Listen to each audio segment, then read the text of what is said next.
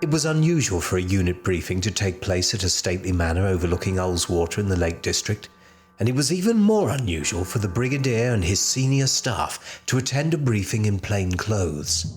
Sir John Sudbury had been kind enough to offer up his home for this particular meeting, and decided to take an overdue vacation with his family to the Scottish Highlands. The Brigadier stood near the fireplace, holding a dossier.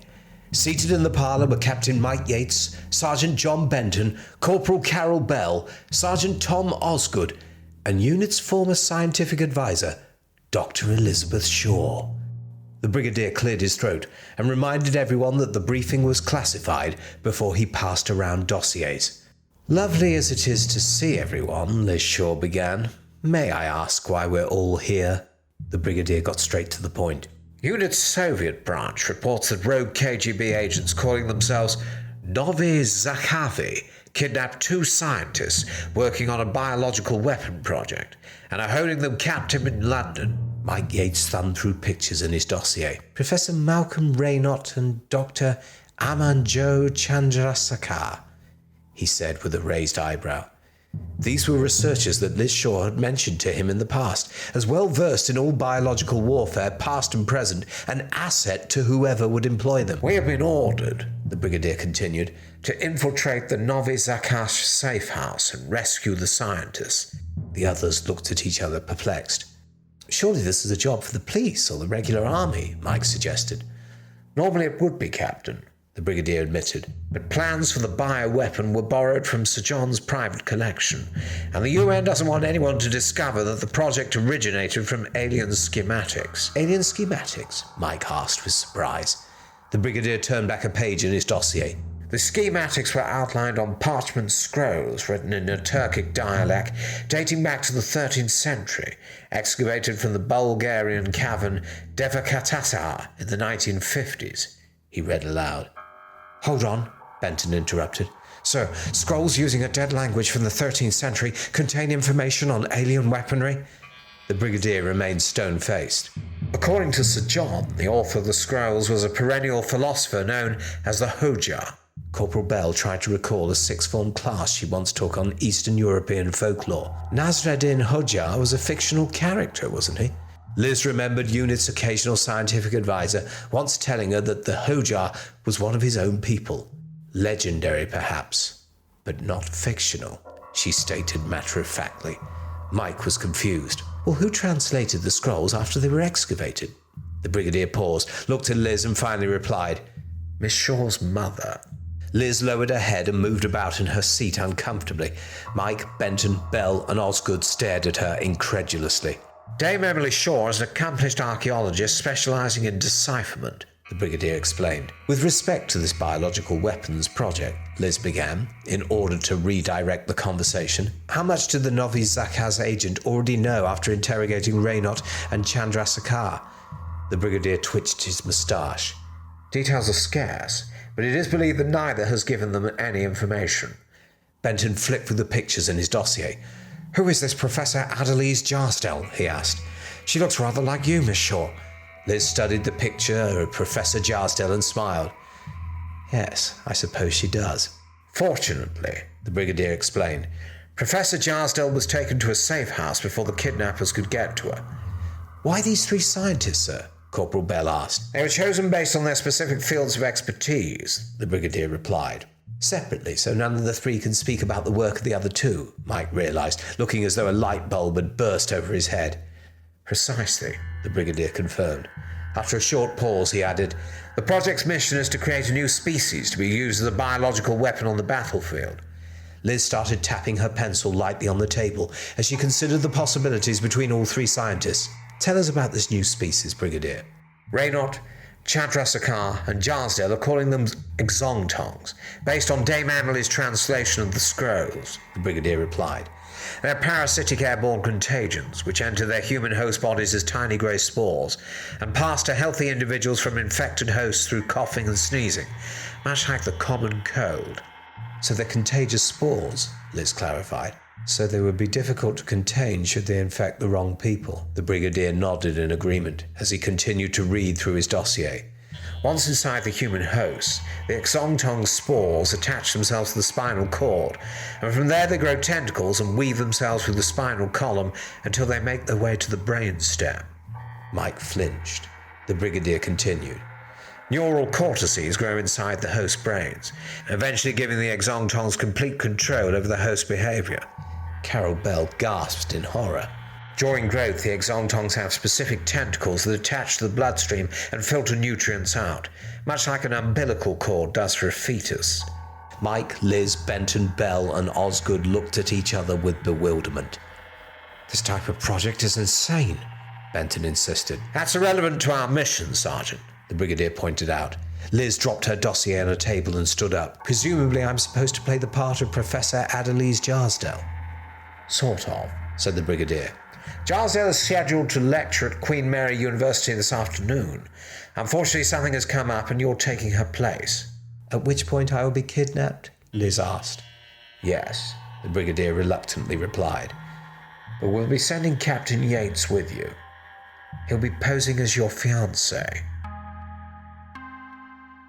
The lecture hall was filled with applause, yet Liz had virtually no idea what she had just lectured about. She was grateful the real Professor Jarsdale already had a written speech available for her to use, and that her own knowledge of many of the large scientific words in the speech covered the fact that aerobiology was not her forte. As she stepped off the stage, Mike Yates joined her, wrapping his arm around her shoulders with a proud smile before he kissed her on the side of the head. They walked together towards the exit. Victor Kozlov, a Novi Zakaz operative, astutely watched them as they made their way out a side exit, and then quietly followed them. As Liz and Mike stepped onto the pavement of Mile End Road to hail a cab, Kozlov came up behind them with a Makarov 9mm pistol and pushed the barrel into Liz's back. Kozlov nodded towards a nondescript black car. "Get in, and no one will get hurt," Kozlov demanded with a hiss. Mike and Liz both pretended to be frightened and ducked into the car. Once Kozlov was in, the door shut and locked, the car sped away. Benton and Osgood watched everything from inside the pub across the street. Benton had managed to secure a tracking device on the undercarriage of Kozlov's car during the lecture without drawing any attention to himself. While taking a drink of ale, Osgood glanced, pleased at the small device beeping quietly in his hand. Bell pulled up in an HM British natural gas van. As soon as Benton and Osgood saw her, they calmly got up, exited the pub, and walked over to a small door on the side of the van, where they climbed inside. Bell followed Kozlov's car from a great distance to London. Kozlov's car stopped outside the abandoned Brompton Road tube station in Knightsbridge. Dr. Valeria Tamakin walked up to the car, pointing a Tokarev TT-30 at Liz and Mike. "Get out," Valeria instructed, waving the pistol in a sweeping motion to indicate they should get out of the car. "What is this?" Mike asked. Kozlov retrieved 2 black hoods from the vehicle and placed one each over Mike and Liz's heads, and led them to a stairwell. "Steps," the Russian said gruffly. The 4 of them slowly walked down several flights of stairs and out onto the platform area, where the hoods were pulled from their heads. Even with them removed, Liz and Mike could barely see in the dimly lit platform. Valeria waved her gun to lead them into a secure room off the platform level. Inside, the Novi Zakaz leader, Andrei Dryamov, sat behind a plain wooden desk with the telephone. "Sit down, please," Dryamov ordered. "What's this all about?" Mike asked. "Where are we?" "I'm so glad you could finally join us, Professor Jarsdale," Dryamov said, addressing Liz. "Professor Jarsdale?" Liz exclaimed. "I am not Adelies Jarsdale. My name is Elizabeth Shaw." Dryamov and Kozlov looked at each other with surprise. "You've made a mistake, mate," Mike asserted with a bit of a cocky smile. Dryamov stood and walked with an aggressive gait towards Liz and Mike. "Show me your identity card," he demanded, looming over Liz. Liz happily retrieved her ID from her purse and handed it to Dryamov. Dryamov inspected it, handed it back to Liz, then sat down behind the desk again and folded his hands in front of him. "What were you doing at Jarsdale's lecture this afternoon, Miss Shaw?" "Filling in," Liz replied. "Adelies has been under heavy guard ever since Professor Raynaud and Dr. Chandraskar disappeared." Dryamov pushed the telephone across the table towards Liz. "You will have to get Professor Jarsdale here, Miss Shaw." "It's Dr. Shaw," Liz retorted. "And why should I?" "Because Dryamov explained. It might save your life. Liz laughed. You realize, of course, that Adelise's mind has been wiped of all knowledge of Project Xontog. The penny had dropped. Obviously, this Elizabeth Shaw person knew all about Project Xontog. It might interest you to know, Dr. Short, that we are holding Drs. Reinhardt and Chandrasekhar here. Liz raised her eyebrows.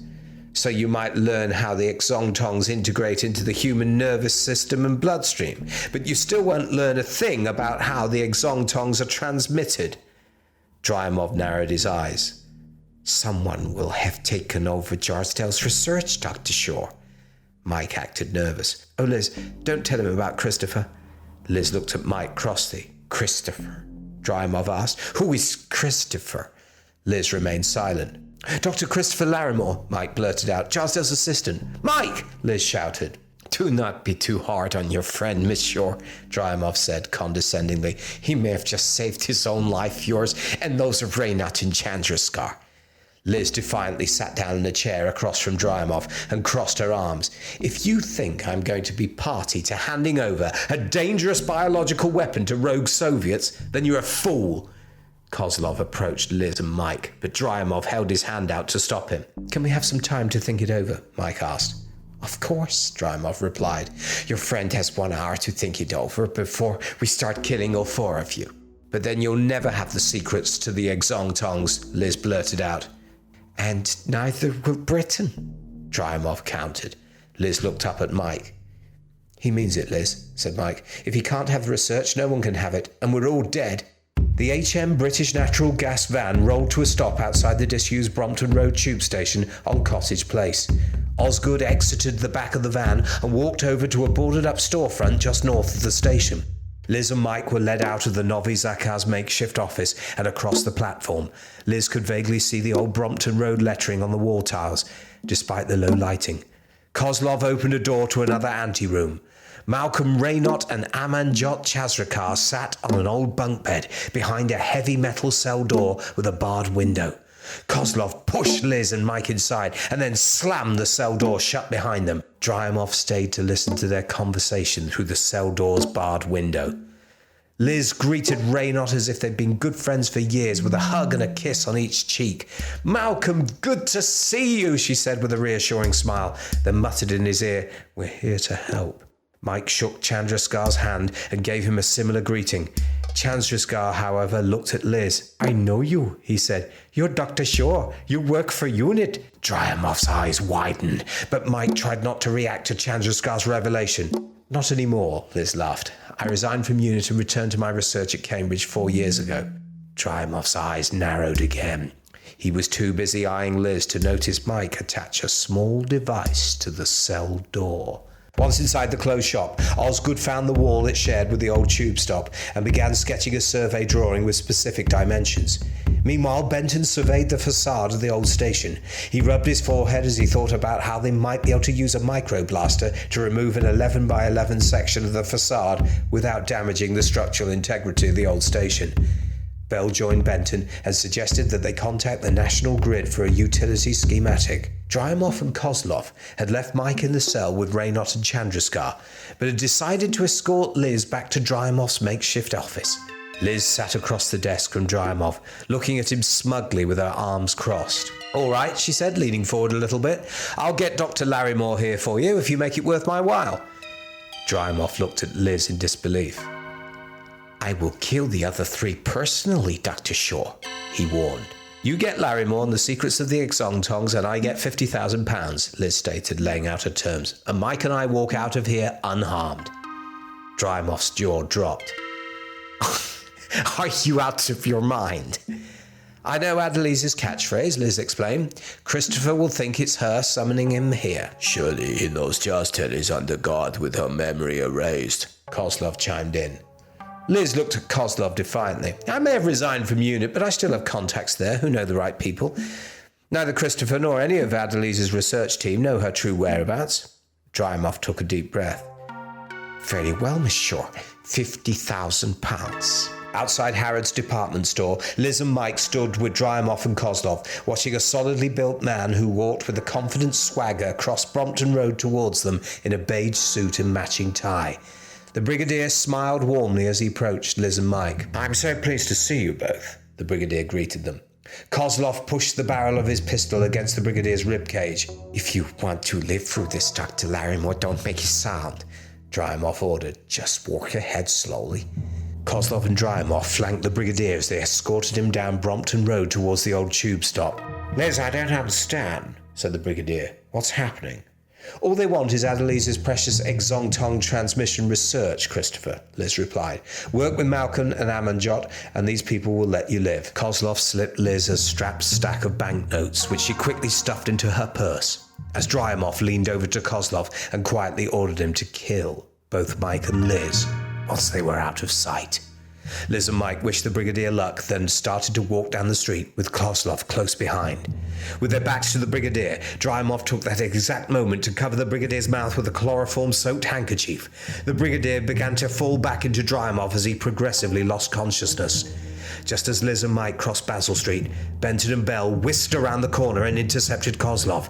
They moved him into a small space between buildings and quietly disarmed him, while Mike and Liz continued on their way, as though they were oblivious to everything going on around them. The Brigadier slowly regained consciousness. He was lying on the bottom bunk in the Brompton Road cell, with Raynot and Chandraskar staring at him. The Brigadier sat up, rubbing his temples. What happened? I'm afraid, Malcolm Raynot replied. We've been kidnapped, old chap. Osgood unwound 2 sonic leads from a console inside the British natural gas van and attached them to some of the mortar between specific bricks on the outer facade of the old tube station. He signaled Bell to activate the console.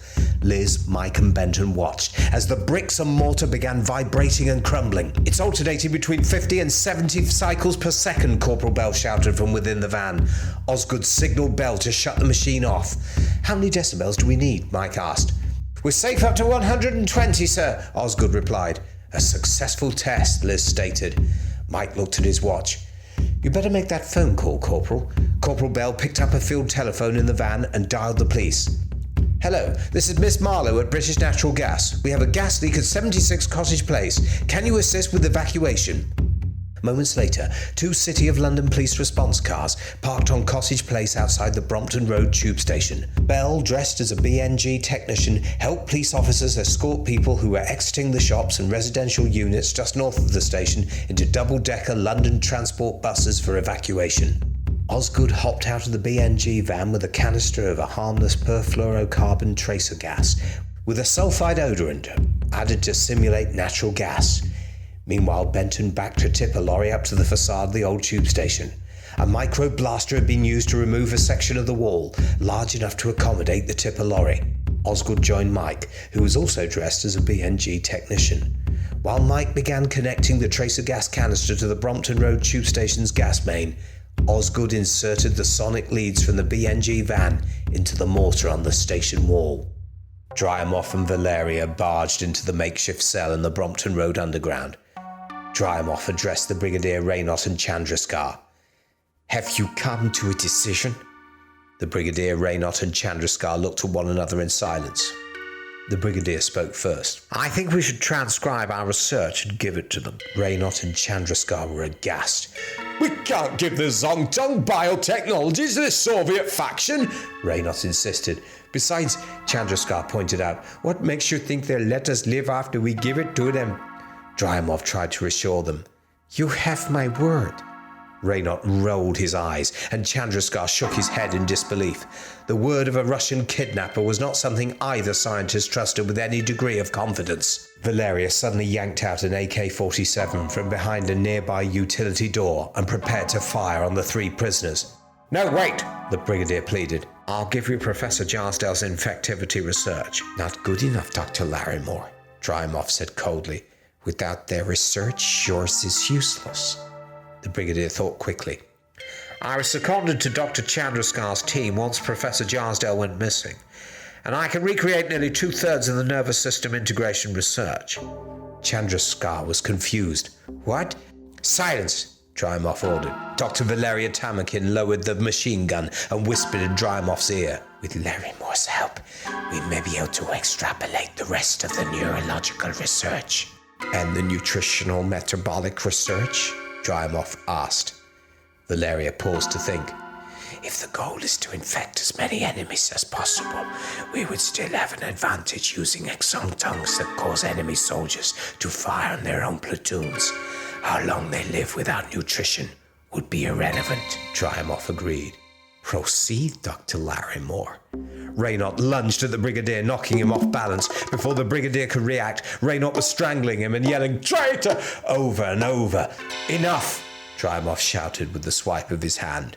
Valeria pulled Raynaud off the Brigadier and then forced the Brigadier into a chair at a small table. The Brigadier was just about tired of suppressing his military training, but he reminded himself that he was on a mission. Drymoff moved his own face within inches of the Brigadier's. "Now write down what you know for Dr. Tamaki." Suddenly the room began shaking. The bunk bed fell over and items on the desk rattled. Debris began falling from the ceiling. "Earthquake!" Raynaud warned. Benton activated the tipper lorry hydraulic system to raise the tipper, and a bed full of rocks gathered from a London area gravel quarry poured down into the depths of the Brompton Underground. Liz, who had infiltrated Brompton Road Tube Station's World War II command centre, turned off the main circuit breaker to cut power to the entire platform area.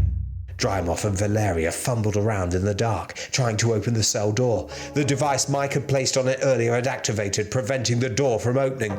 "Now we're all trapped," Chandrasekhar whined. The Brigadier chuckled to himself. "You find this amusing, Dr. Larrymore?" Drymoff demanded. "I find it ironic," the Brigadier mused. "We're all going to die down here. Don't you smell it?" "Gas!" Valeria realized. "There's a leak!" The Brigadier addressed Valeria. "How long do you think it'll take the gas to dispel all the air in here?"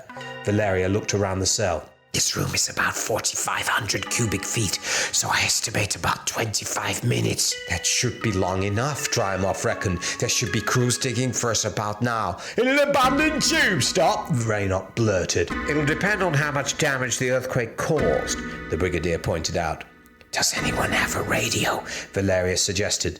The Brigadier indicated that he had one.